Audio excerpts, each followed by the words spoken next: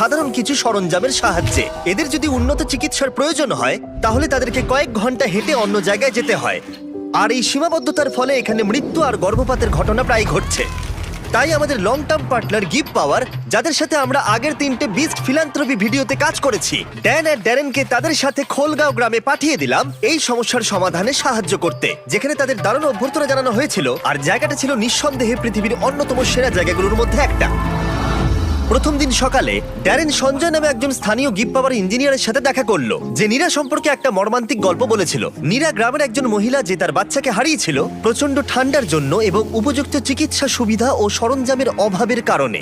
ওকে বর্ষার রাস্তায় সবচেয়ে কাছের বার্থিং সেন্টারের মধ্যে যেতে হতো, কিন্তু সেটাও অনেকটা দূরে থাকায় ও বার্থিং সেন্টারে পৌঁছতে পারেনি আর শিশুটাকে হারাতে হয়েছিল।